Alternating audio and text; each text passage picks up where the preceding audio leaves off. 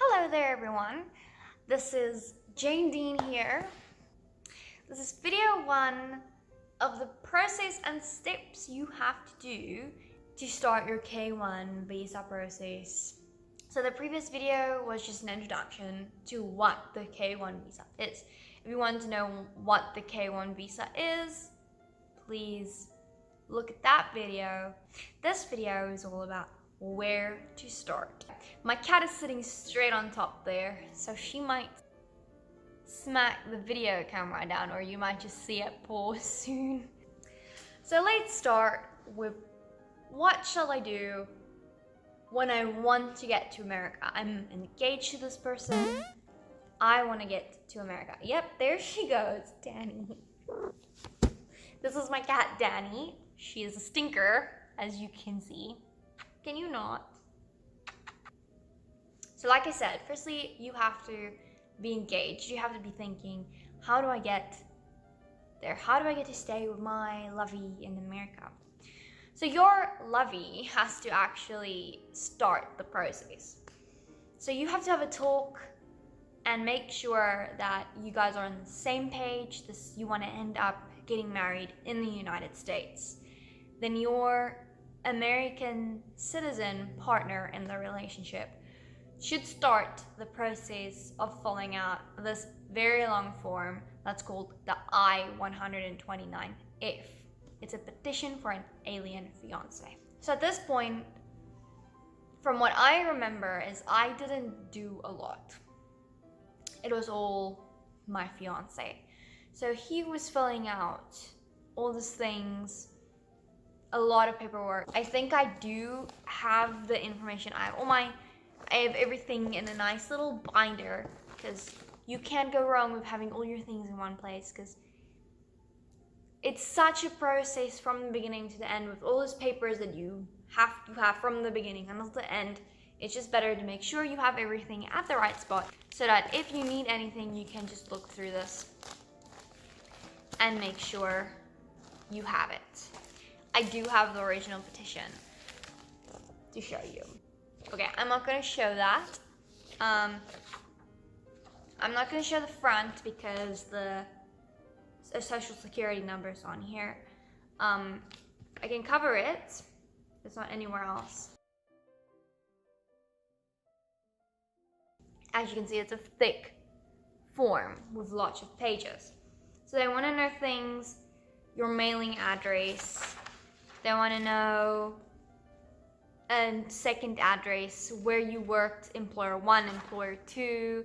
They want to know your parents' information, your citizenship information. That's all the American citizen. That's all for him or her. And then they get to the beneficiary, which is the alien fiance. So then, where does she live? What's her mailing address? Her employers. Her parents. Danny, can you please get out of the way? Excuse the cat. It is a lot of pages, but that's most of it. Criminal information. They ask a lot of questions, but you don't need to supply you don't have to go get a police clearance done and that stuff. That's not yet. Just excuse her. Can you stop? Birth certificate of the US citizen. They want passport photos of both of you. So that is a lot of it. Just information on information. They want to know the basic things about you, but everything. And then they also want letters. They want a letter from the American citizen, and then they want a letter from the alien fiance. So both the letters starts just with, "Dear sir or ma'am, I," insert your name here, "do hereby state that I'm legally able and willing to marry the other person. I intend to do so within 90 days of her or him arriving in the United States using the K1 visa." So he wrote basically that statement at the beginning of his letter. I wrote that statement at the beginning of my letter. And then you just put this little paragraph of a little bit about your relationship, why you want to marry this person, and just sincerely your name and sign it. Yeah, and then two work letters that prove you're like in your work, and then some photos of your relationship as proof. This enables them to know that you're not like forced into this. It's not a forced marriage, it's not an illegal marriage, it's someone buying a fiance or something. Both parties wants this relationship and wants this transition to the United States. So this costs $535. So this whole packet here, this was the first step. And then this had to be made. I think the USCIS, their address and information is on that website that I'll be including. 99% of these applications that come in is denied at this first step. When they find this is where most is denied because it wasn't done right. There's not enough information, you forgot the letters. This is really important, that you do every single step correctly. If it's not correctly, then they're gonna deny it. It's as easy as that. They don't think twice with this one. A lot of people think your interview is the most important part, but it's not. It's a formality. There's literally like, if you have everything at your interview, there's no chance they will deny you on just how you look or how nervous you are. You won't go through the whole process and pay so much money and then they just deny it halfway through. So this form is basically to show you're real people, your relationship is real. It's sent to the USCIS. The USCIS then decides, okay, this is good, or no, this is not good. So once it's approved, this petition gets sent to the NVC, and you get an approval notice. We got an approval notice in the mail. I actually have that one here too. This is the approval notice. It's just a notice. It has your names, the petition number, approval date, and how long it's valid, because this form itself is only valid for 4 months. That form's the I-797.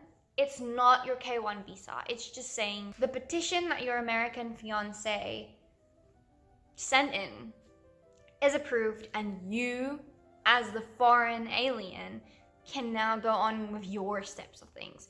Because this is only where I actually had to do things. And that is step 2.